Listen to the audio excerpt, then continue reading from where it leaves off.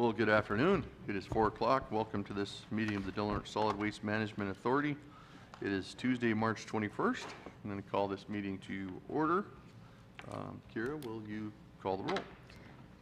Commissioner Inscore? Here. Commissioner Wilson? Here. Commissioner Tompkins? Here. Commissioner Greeno? Here. Chair Short. I am here. If you would all join me for the Pledge of Allegiance. I pledge allegiance to the flag of the United States of America and to the republic for which it stands, one nation under God, indivisible, with liberty and justice for all. Thank you for that. Right now it's our public comment period. Any member of the public may address the Solid Waste Management Authority on any matter on or off the agenda. Each speaker will be allotted 3 minutes to make their comment. Is there any public comment at this time? Do we have any public online? No public online. Thank you for that. Okay, moving to our consent agenda, we have 5 items. Approval of the minutes from the regular session Tuesday the 21st of February. Approval of a payment claim number 9485 in the amount of $8,907.24 to the California Product Stewardship Council for the HD16 services described in invoice 25 in your agenda packet. Approve the payment of claim 9493 for invoice 516495 to Clean Harbors Environmental Services in the amount of $56,685.52. I believe that's for our household waste day. Fourth item is approve payment of claim 9494 for invoice 2187 to the Eco Hero Show in the amount of $7,200. And finally, approve the budget transfer in the amount of $16,107. Do we have any public comment on these, on the consent agenda? Seeing no public comment, bring it back to the board. Is there any issues that the board may have? If not, a motion would be in order. Motion to approve consent. Got a motion to approve and a second. Kira, would you pull the vote, please? Commissioner Wilson? Yes. Commissioner Inscore? Yes. Commissioner Tompkins? Yes. Commissioner Greeno? Yes. Chair Short. Yes, thank you. Moving on to director's reports. Mr. Ward. Thank you, Chair Short. So this last month we had snow, as you might have recalled. I didn't include that in the director's report, but in retrospect, I think it might have been wise to not open the day of the heaviest snow and freeze until 10 a.m. There was advice from the sheriffs. I was out that day, but we opened because we have very dedicated staff. But literally there was sheet ice on the upward ramp to the scale, and of course no one was on the street, so we weren't really serving very many customers. I think in retrospect that would have been a wise thing to do, but it was an unusual situation, and we were open. Moving on, talking about other things. Upcoming, we have community events this weekend. So people may recall we had the large item dump day at the Del Norte County Transfer Station. There will be a mattress-only event at the place where you can regularly recycle mattresses, which is Humboldt Moving and Storage. They provide this service every Saturday and Wednesday from 9 a.m. until 1 p.m. But as part of the Clean California Partnership, Caltrans is helping promote this event, so everybody is aware that you can bring up to 6 mattresses that are clean for recycling to the Humboldt Moving and Storage. If you have any questions about that, you can give them a call there in the phone book. Another thing that's happening is there's a cleanup on the 25th organized by Supervisor Starkey from 9 to noon, and that will be near Walmart. And so there's information there before you on that poster. And next slide, please. We also will be promoting reusable 1-pound propane cylinders under our HD16 grant in partnership with the California Product Stewardship Council.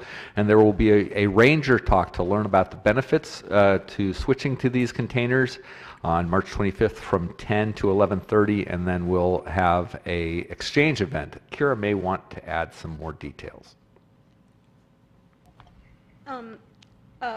We're also going to be working with Daphne Cortez Lambert to get these materials into the hands of people who need them out in the woods, and she has agreed even to do the refilling of them, so I think it's an excellent addition. Very good.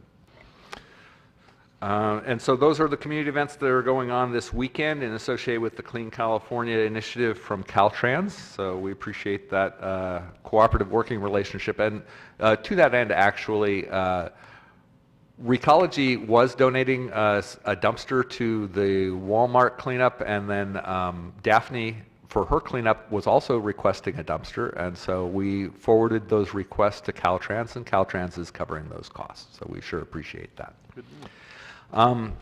Also, this past month, Recology has been installing the new doors that we had ordered, and it took a while because of supply chain issues to actually get those to arrive, but they have arrived, and hopefully they will reduce the litter associated with those containers. As you may recall, some of the problems were gulls and ravens would get into the trash and sort through it, and then stuff would blow. And then people would try to dispose of pizza boxes, and they would block those holes. And so hopefully these doors will address both issues. John, do you have anything to add on those? I don't know that it's going to stop the pizza boxes. They're still going to fold them, and it's never going to stop that issue, I believe. But so far, I've been checking these out in the mornings. It seems to be doing a good thing. The flap is on the inside. You just push it open, grab your stuff. So there's 20 of them installed. We have one more. Or he might have installed that today. So all 21 that we've got are out. So predominantly, I think there's only one that's in the inner city. The rest of them on the coastline. And the fine problem is. Excellent. And you can see the concrete bins are much less likely to blow over. Let's see, so continuing on, other things that we're not covering elsewhere in the agenda.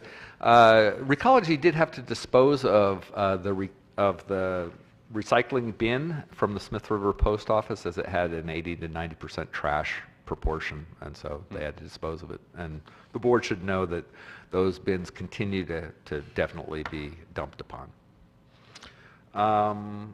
And then finally, this happened after the director's report was prepared, but Tim Corsilius has accepted a position with the city.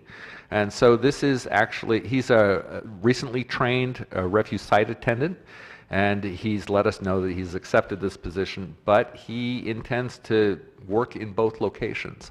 So that's actually a tremendous potential benefit to us, in that over the years people have suggested, well, gosh, you're joint powers of authority of the city and the county. Maybe as you're short-staffed, you can just pull a maintenance worker over and they can work the gate. That won't work because it takes a lot of training to actually operate the gate and run things the way we run it.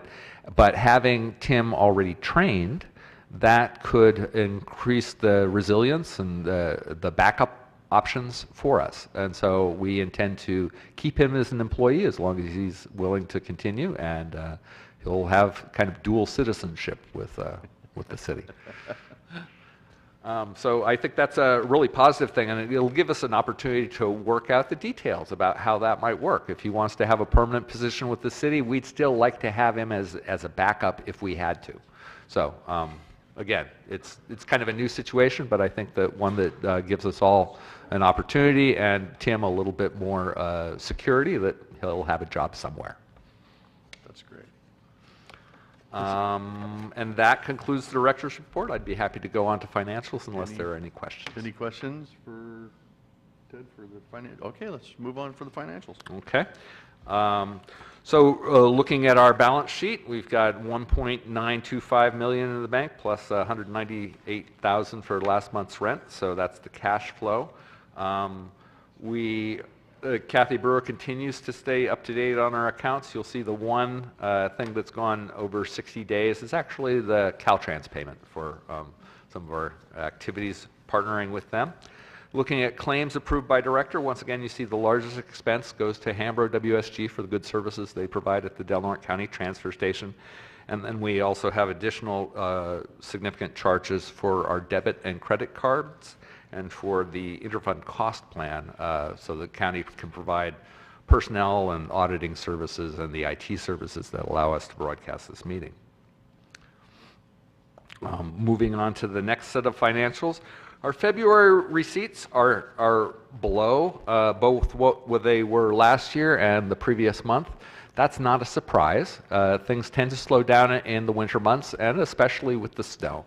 A lot of people weren't on the road. So but it is coming in according to expectations, even at this point in the year. 8 months through the year, we're 81,586 ahead of budget for the receipts at the transfer station, and 48,804 ahead of budget in terms of the receipts from the franchise fees.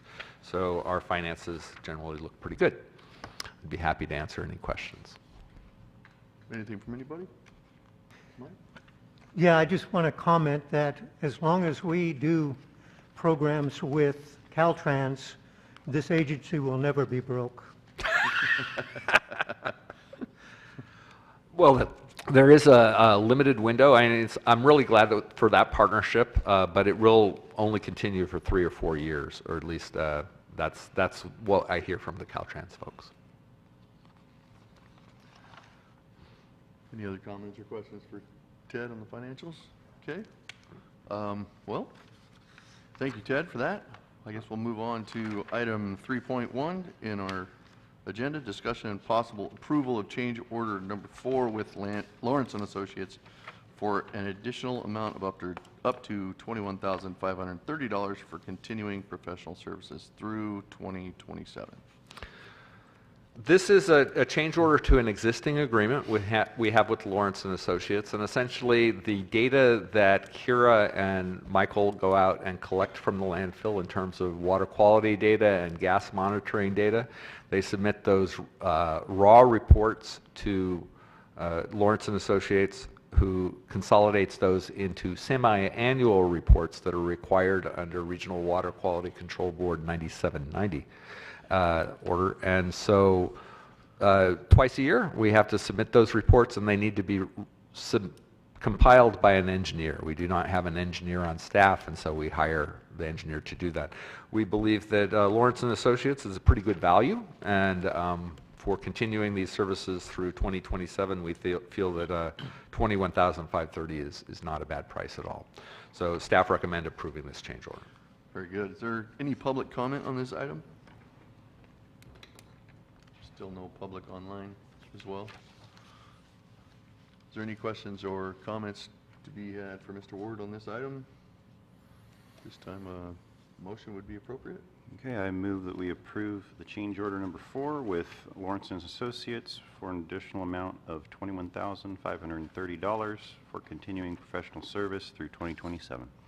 Thank you. We got a motion. Is there a second? Second. And we have a second. Kira, will you please pull the vote? Commissioner Tompkins? Yes.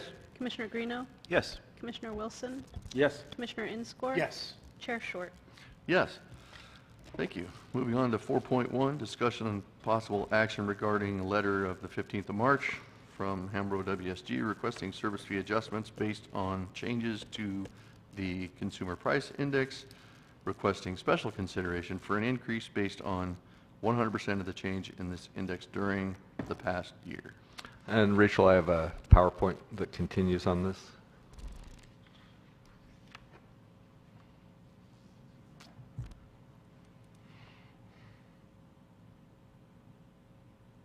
There we are. Next slide, please.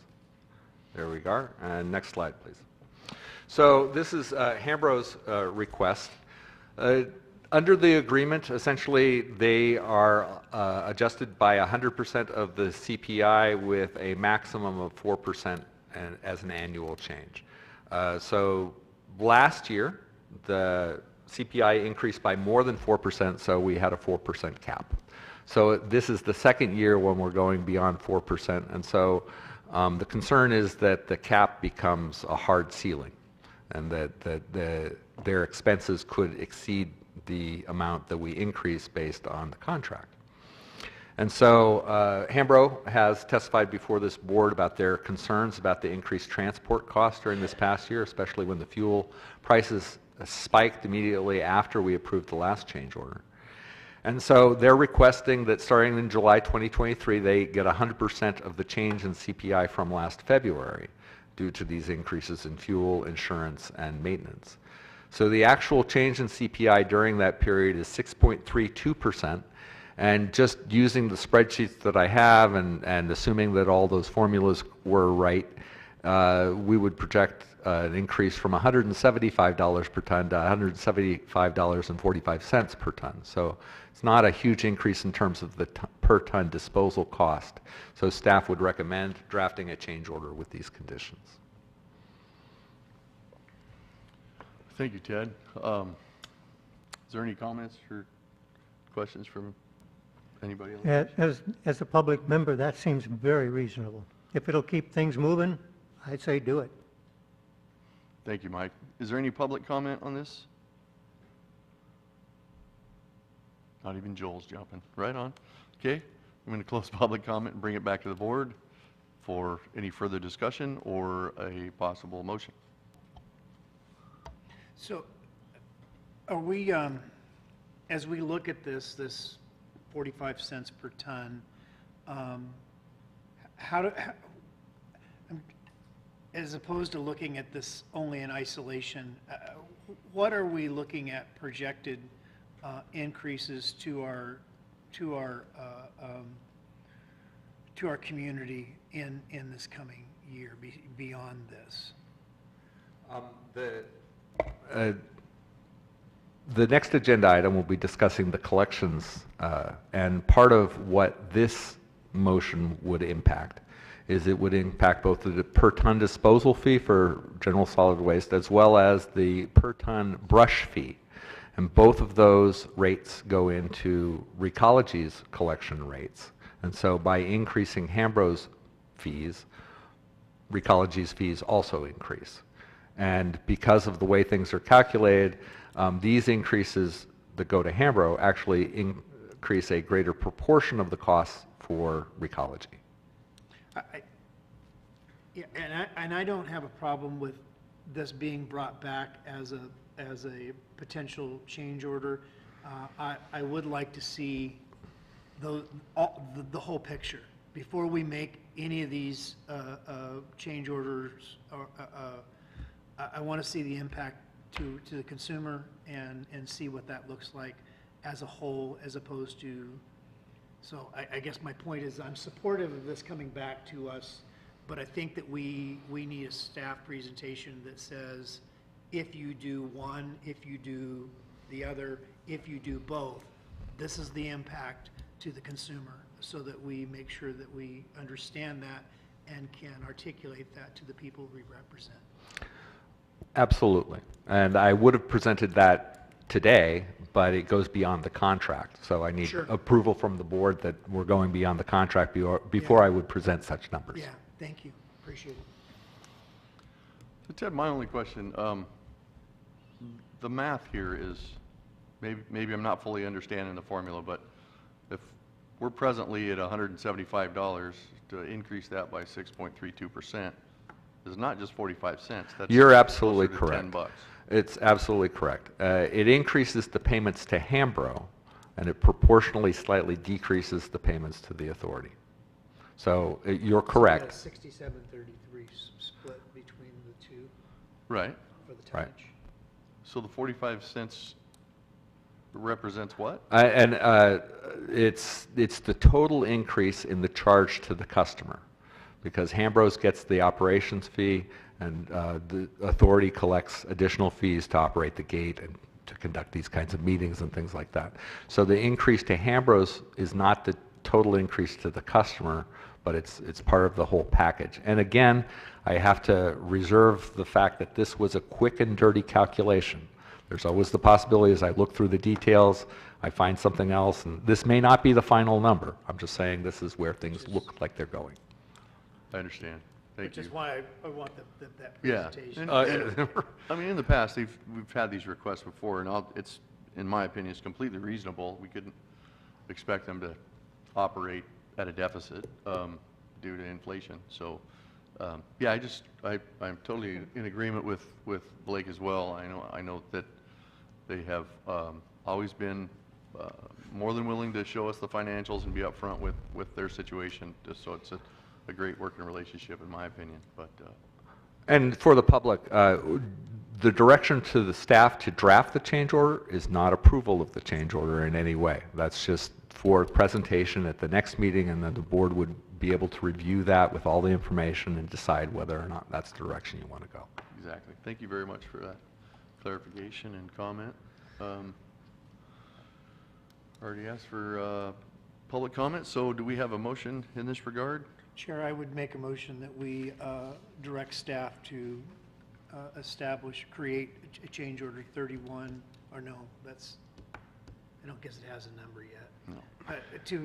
To formulate a change order regarding the CPI request made by Hambro WSG, as well as providing us with a comprehensive evaluation of the impacts from both of our franchise partners.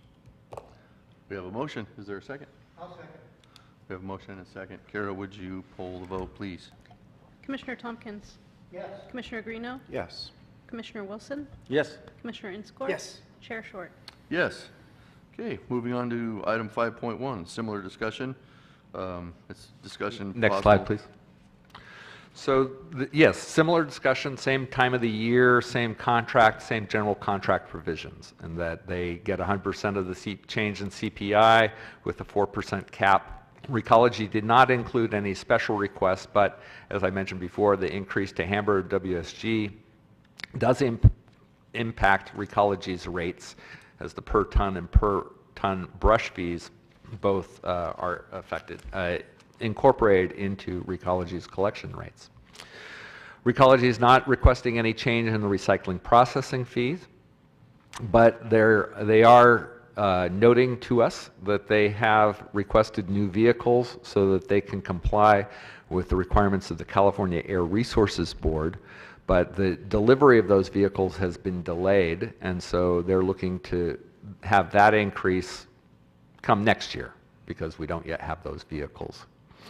If looking at the math again, crude, quick, dirty, it looks like if these changes are projected to increase collection rates by about 7%, if the CPI for Recology was limited to 4%.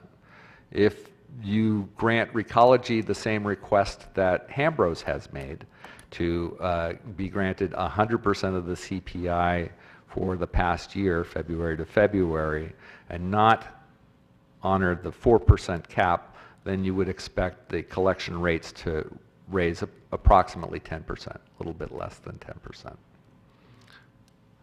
So it's a discretionary choice, however, and I should note that Recology did not request this 100% CPI, but oftentimes when the board is considering these things, they want to treat contractors the same. Yep. Well, thank you. Mr. Ward, is there any questions or comments? I'll just say inflation's killing us, man. This is crazy. This is just nuts. The cost of doing business continues to rise, and I wish that the people in Washington would take a look at the numbers and slow things down a little bit. But we'll see. Thank you for that. Is there any public comment on this item? No public comment. We'll bring it back to the board. I'm looking for a motion in this regard. Chair, I'd make a motion that we direct staff to prepare a rate adjustment as requested by Recology. We have a motion. Is there a second? Second. I have a second. Kara, would you pull the vote for this one, please? Commissioner Tompkins? Yes. Commissioner Greeno, Yes. Commissioner Wilson, Yes. Commissioner Inscore. Yes. Chair Short. Yes. Okay, moving on to item 6.1, discussion and possible action regarding tools and programs to support cleanup efforts and possible initiation of a voucher program in partnership with Del Norte County Code Enforcement. Okay. This was brought to us by Valerie Starkey from Sonoma, I believe. They have a similar voucher program. And I see that I think you missed. I looking at my own agenda, I see that The voucher program is actually under, the agenda is 6.2, and on the main agenda it's 6.1, and in the packet it's 6.2. Apologies for that, but the Okay. information is there. Oh, on the hard copy, it's switched around? So, but looking at the voucher program, I am grateful to Dominic Mello and to Chair Short and to, especially to Supervisor Valerie Starkey, who initiated this conversation. And essentially she noticed that under Caltrans Clean California program, the city of Fortuna was offering vouchers. And so she basically said, well, if we had a voucher program, how could that work here? And as I discussed this with Dominic and the task force, we concluded that a voucher program could help the code enforcement officers' efforts to get private properties cleaned up. Because while we do have several additional programs to help support people who are conducting cleanups, we really don't have one for private properties. And since the code enforcement officer is often responding to public complaints, either because of blight issues or accumulated litter, it can be very advantageous to say, look, if you can get you and your friends together to haul this stuff away, we'll not make it so that you don't have to pay anything when you get it there. And then he can pursue any recompense if he can find that, and if not, then we've got another community cleanup expense. And it's a way of both controlling these expenses by having a point person in the middle of it who knows what's going on, and it's a way of opening up the door a little bit to help clean up some private properties that need some attention. So I think this is quite workable, and actually in the budget transfer that you already approved, we added some money to the community cleanup lines for this purpose. So staff would appreciate the board's direction to develop such a voucher program in partnership with the Community Development Department, and specifically the County Code Enforcement Officer. And according to the description of how the voucher program would work here, essentially Dominic would be the person to decide when and if and how to issue the voucher. That would describe a certain number of loads, as we often do for community cleanups. Say this is going to be 5 loads plus 5 pieces of furniture and 4 tires, that kind of thing. And then that person will be able to use that voucher until those resources are depleted, and then we're all good. Outstanding. Thank you, Ted. I know Dominic's here. I don't know if he wants to say anything, give him that opportunity, but yeah, I think having him as the holder of the voucher, and him and Ryan both, is perfectly appropriate place to have this rather than just have it like freely available, which I don't think would be a good idea, but that's just me. But Dominic, you let us know what you think about this. Yeah, so code enforcement's definitely supportive of a voucher program, and, you know, not always is everything an enforcement scenario. You know, we come across property owners. One comes to my mind when I first started, you know, elder lady and a husband, he had throat cancer, so he was battling that. They had those, you know, expenses that come with that, and then they would, you know, they live on fixed income, Social Security, but on their property, just through their lifestyle, they accumulated stuff. It wasn't necessarily like household trash, but different debris through the years, old barbecuers and whatnot that maybe get thrown out, or an appliance or something like that. And so the adjacent property, those people had retired, they want to sell their house, move out of the area, but now prospective buyers don't want to purchase the home, or they offer, you know, super low price due to the condition of the neighbor. Now it becomes an issue. They call code enforcement, and they want enforcement done. But, you know, looking at the scenario, is the appropriate tool for me to bring that property owner into a nuisance hearing where they could be subjected to paying the county back for my staff time and any other costs that we do that enforcement. And, you know, looking at the husband with cancer and whatnot like that. So I look at a scenario like that. If we had a voucher, I can come in and say, hey, you know, $500 of disposal costs are going to be covered. And then, you know, we used to have volunteer groups that would come in too, and they'd donate their labor. So now I have volunteers in the community that could respond to that property. We got the cost for disposal covered, and you can take care of that issue in a day or two versus trying to drag them through a nuisance hearing and you know, ultimately costing them money and potentially losing their property. So when code enforcement does enforcement of that nature, it ends up as a special assessment. and that comes on their tax bill. If they don't pay that tax bill, they go into default. And so it's not really palatable for Ryan and I to, send someone into tax default just through some, life circumstances and medical issues and whatever.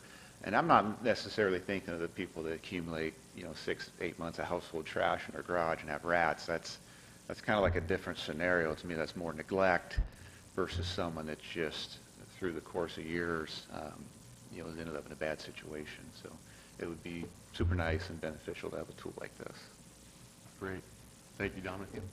Any questions or comments? Yeah, Go my, ahead. my question is to you, it would, because I can see this being very beneficial, but again, some of the limitations that you're going to find, that, much like you just described, seniors, fixed income, with limited access to the means to get this trash to the dump.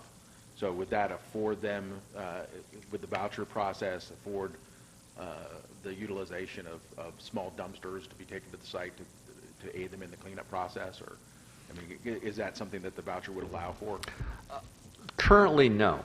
There isn't really provision to help with the labor to clean up a site. Well, I'm just talking about a facility, I mean, a dumpster. Well, that is a tool that we have. There are the potential for authority allocated dumpsters. Those are usually used for community events or public cleanups. They have not typically been used for private properties, and so that's part of the concern, is that somebody has a private property, it's in their possession. When we help clean it up, in some ways there's a caution there, and that you don't want to have a gift of public funds to any individual private property owner. There needs to be some larger public benefit. And so by having Dominic in the role of being the one to choose when and how to issue the vouchers, in some ways that kind of controls against those concerns. Yeah, I'm just saying that because oftentimes people find themselves in that situation because of lack of access of the ability to move their trash, to even get it out of their yard, and just the inability because they don't have the funds, they don't have the ability and the means, and the voucher will address that. However, giving someone $500 but not having them have access to the means of getting that trash loaded into a conveyance to get it off of their property once they get it up. And I mean, they can very easily get it into a dumpster, but they don't necessarily have the access to a truck or a pickup or some other means to get it, And that is a problem that we encounter. A lot of times people don't have the means to self-haul, or they're not physically able to even load something to self-haul. To provide a recology dumpster on site, that would be additional cost that would probably have to be coordinated. The authority has the ability just to you can get through the gate, and that kind of puts a little bit of responsibility back on Ryan and I to try to orchestrate and coordinate those other pieces so people do have the means to get that trash from point A to point B. So we're kind of starting to see with, Supervisor Starkey, she's starting to get the community volunteer groups working again. And so in my mind, I'm hoping that I can identify a property, reach out to that property owner, reach out to the volunteer group, and connect all them pieces so we can see that it's going to be successful and get that trash there. Otherwise, we'll hand a voucher and nothing's going to happen. And in the past, we had a private individual that would actually donate dumpsters, and they ran that through code enforcement. So I'd identify someone, call them up, this is where they're at, this is a scenario, do you want to donate a dumpster? And they're like, you bet, we'll drop a 6 yards dumpster out there. And so they would pay for it and get it out there. But I also had to consider, can they even get the thing loaded? And it's not beyond Ryan and I to help people load stuff just to get where we need to be. So, but hopefully we can have the volunteer group up and running and then kind of weave these two programs together and have some good success. So more or less to answer the line of your inquiry, our thought was this is a good first step, and by Dominic's and Ryan's moving forward with this, we may be able to identify additional things to add to the toolbox. Yes, hopefully. Mr. Greeno, go ahead. So I just wanted to thank Mr. Dominic or Mr. Mello for being here and for all the work that you do. When I first read this, I have to admit, I was a little fearful that this might become an incentive for people to hold on to their trash and have it piled up in their backyards. And then oh, they can't take care of it now, so they got to go for that waiver. So thank you for differentiating between the situations where it might be used for someone who is in need as opposed to someone who has neglected their property. One other thing, would it be possible for the city to partner with you for certain situations within the city limits where there are people who are in need of this service? I'm assuming that the DSWAMA would extend to the city as well. I don't know who currently does city code enforcement at this point, or if you have an officer that's doing work. I don't mind working through, under the umbrella of solid waste and going into the city and coordinating one of these voucher programs. I don't have an issue with that. I believe Robin Patch our clerk is doing that. Isn't that correct, Blake? And it may be more She's the appropriate to point bring person. her into that as, to represent the city side on code enforcement. Okay. So, That sounds great. so one more quick question is, have you or are you considering working up some written guidelines for this program? Yeah, so that's something I'm working with Director Ward on, a little bit of a, legal statement and the intention of the voucher and whatnot, so it doesn't get Excellent. abused.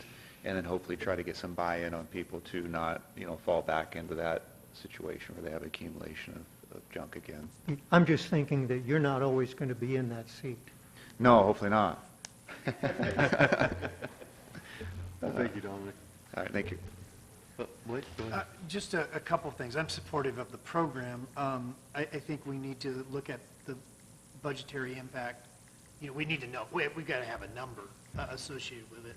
I don't know if you guys have thought about a number yet based on, you do this every day, Dominic, so you know how the multitudes of probably qualifying situations. But Yes, so I believe just for our past meetings, you were talking about 5,000. Okay.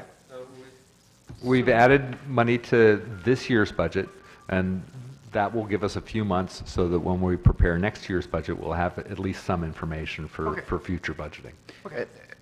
But at this point in time, I think there's enough money in the community cleanup line that we can accommodate whatever vouchers we're able to issue before the end of this fiscal year, and then we'll be in a better Yeah, position and to assess. I don't see it, I'm rather stingy in handing them out. I don't, I'm not looking for a charity, and I'm also not looking to spend, thousands upon thousands of dollars on one property to bail someone out. This is kind of like, someone's got something looming over their head, we can come in and easily fix it for 500 or 1,000 bucks. Yeah. But yeah, if it starts adding up price, it's not worth it. Well, yeah. That's not the aim of it. Going back to Jason's point, if it happens a lot, and we're doing this a lot, it will become an incentive. The word will get out. And we don't want Yeah, that no, either. just wait and just come up with a really good story, and Dominic will give you a waiver. That's what somebody will tell somebody. That won't be true, but it only takes a few people to start passing that around. The other thing, going back to something that Dean asked, is we had this question years ago regarding dumpsters and allocated dumpsters on private property. I think that within this program, it makes perfect sense to look at a hybrid process where the actual cost of a dumpster could be factored into a voucher in a certain situation, where you have a situation where the people don't, I'm thinking of this elderly couple that you mentioned. Maybe they don't have a pickup, maybe they don't have any family here to do that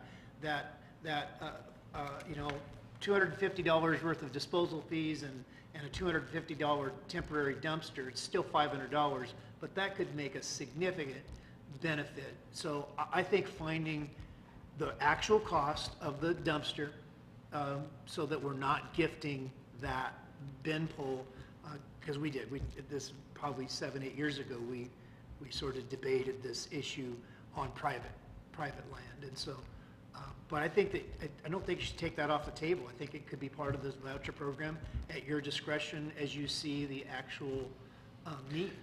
Yeah, when when we're out working code enforcement, you're seeing it. And we have the eye for it. That's what we're looking for. And unfortunately, if I'm driving out of town, I see blighted properties now. But you can kind of look at the junk and debris that's on a property. How long has it been there? How much are the briars growing into it? You know, how much is it rusted? The type of junk. We give you indication is just something that's amassed in that person's life over time, and now they're elder and they can't deal with it. Or is it, hey, I'm setting aside for a rainy day for the next Caltrans cleanup, and I'm going to haul it in, and you know, that mentality and behavior I would despise, especially with the public benefit of the voucher, you know. So it's best we could, we would definitely scrutinize each case and then only hand out the vouchers where we believe that would be, you know, good faith use. And obviously I'd have a conversation with Director Ward and discuss the properties, you know, before it came to that point. Very good. So with that, is there any public comment on this item? No public comment. We'll bring it back to the board. Looking for a motion. I move that we approve the formation of a voucher program for I'll just put it as that, to aid in code enforcement. Second. Very good. We've got a motion and a second. Kira, will you pull the vote, please?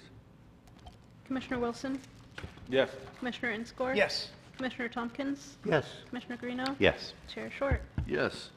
Thank you. And I apologize on my hard copy. That was item 6.1. 6.2 on my copy is our travel policy for Del Norte Solid Waste Management to clarify procedures for authorizing and documenting travel expenses. In your board packet, you have draft travel policy. Recently on trips, as Kira has sought reimbursement to be approved by the Del Norte County Auditor's Office, they regularly refer to the county travel policy and said, well, gosh, if your agency doesn't have a travel policy, this is the policy we follow, which is fine, but sometimes there are new rules associated with that. So for several reasons, the authority felt that it was appropriate to have our own travel policy so those rules are clear. But specifically, as an agency that has responsibility for controlling greenhouse gases, we felt it was appropriate to add in there that we will, as we consider travel options, consider greenhouse gas impacts and overall environmental impacts in those choices. Otherwise, it creates a situation where our working lives are working in one direction and our travel lives ignore that. Okay. Is there any questions or comments for Mr. Ward in regard to the travel policy? I'm assuming this mirrors the, It very closely mirrors plus that little statement that I just made. all right, yeah. So perhaps we need some money in that budget for a canoe? For what? A canoe. Whatever.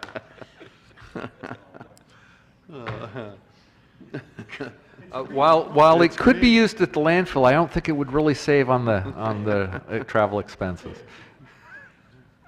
Is there any public comment on this item? Okay, bring it back to the board. For there's no further discussion, looking for a motion. I move that we adopt the new travel policy for the Del Norte Solid Waste Management Authority to clarify procedures for authorizing and documenting travel expenses. I have a motion. Is there a second? Second. And a second. Kara, will you pull the vote, please? Commissioner Tompkins, Yes. Commissioner Greeno, Yes. Commissioner Wilson, Yes. Commissioner Inscore. Yes. Chair Short. Yes. Okay, item 6.3, discussion and possible action regarding sending support letters to legislators regarding SB 244, SB 353, SB 707, and AB 660. It looks to be a busy legislative season, but these are the bills that currently look to be compatible with the directions the authority has selected thus far. Quickly summarizing, SB 244 is a bill regarding right to repair, requiring manufacturers to provide basic repair and product information so that items can be repaired, because when that information is not available, then when something stops working, it becomes waste. SB 353 requires CalRecycle to adjust processing payments quarterly, which is very important for the cash flow for recycling operations such as Hambros operates through Hambro Recycling. It also would expand the bottle bill program to include 100% juice containers, less than 46 ounces. So supportive of the bottle bill buyback program. SB 707 creates a stewardship program for collection and recycling of apparel and textiles that are unsuitable for reuse. This is mostly a back of the thrift store kind of program, collecting those things that have not been sold, but it is the first textile producer responsibility legislation that's been considered in California. And then AB 660 would change how food products are labeled with respect to quality dates and safety dates, and that would help support our food rescue efforts. Currently, the standard is to have sell-by dates, which are useful for stocking shelves and things like that for grocers, but it doesn't really reflect whether or not the food contained in those containers is edible or not. It just restock the shelves is what it tells you. So all of those bills seem supportive and the right direction. And I'll let you know that I also looked into 2 additional bills. SB 560 would establish a framework for extended producer responsibility for small propane containers, like the refillable ones we're promoting, but it's a spot bill, which means that it has the briefest of summary language, and there's lots of ways to make a producer responsibility program not very good. And so until we see those details, I think it's best to wait to support that bill. And the other bill that I've had some engagement on is a bill from Assemblymember Wood, which is AB 1489. And this bill would essentially exempt biopolymers from consideration as plastics. The problem with this bill is that many of those biopolymers, if not all of them, are visually undiscernible from the non-recyclable plastics that are used in those same applications. And so the net result would be that you could have a bioplastic spork that technically should go in the composting bin, but they would have to prove that it's compostable. And there's lots of questions about that, and it hasn't been demonstrated. It's just already giving them that assumption as if it's the case. But then you have the non-recyclable plastic spork that absolutely should not go in the composting bin or the recycling bin. It really only should go in the trash. And yet these 2 things look identical. So to me, that's a recipe for a bad program, because how are you going to expect the general public to engage in a constructive fashion with this? And if you can't give that instruction, then what you're requiring is essentially you're saying, all right, these products can move into the marketplace, and every composter throughout the state will have to pay for the equipment to remove them afterwards because they can't go in the compost. So eventually the news will come out that these materials that are being advertised as compostable are not being composted at all, and they're increasing the cost of our operations. So eventually people are going to think, those people don't know what they're doing. So rather than get to that scenario, I'd rather say, let's hold off on allowing these kinds of products into the stream as we're trying to make things clearly either recyclable or compostable. Let's not confuse the issue. Very good, Chad. Does anybody have any questions on the legislative issues that we are? Yeah, the only ones that I'm very supportive of all except SB 707. I don't support that. It is a stewardship program that affords high penalties to textile manufacturers, producers, that is going to, again, right now where we're dealing with inflationary costs, we're dealing with it's just going to, again, hike up the cost associated with the production, because it puts the onus on the steward at the producer, or if the producer is unavailable, then it puts it on those that actually manufacture or push out that textile, shirt, product, jacket, backpack, whatever it is, causing the responsibility to fall back on the producer, much like we've done with carpeting and many other products already in California. Puts the onus back on that to remove that product and waste after it's abandoned, which drives up the cost of the product in order for them to recoup the amount of cost that is associated with the removal.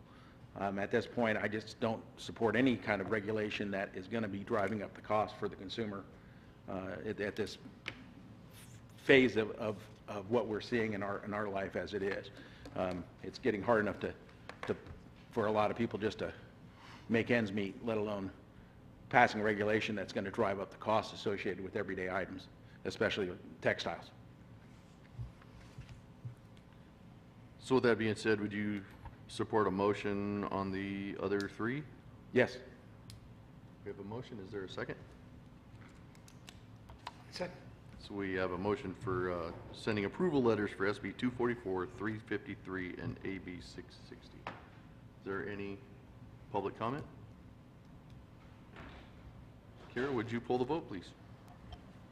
Commissioner Tompkins? Yes. Commissioner Greeno? Yes. Commissioner Wilson? Yes. Commissioner Inscore? Yes. Chair Short? Yes.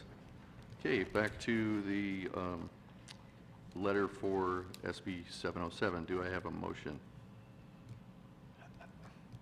I'll be honest with you, I would like, before I would be supportive of sending a letter, I'd like to be able to do a little bit more research on this. I just, you know, I've been tried to be supportive of most of our stewardship programs, especially things that involve plastics and so forth, which I know have a huge impact on our environment.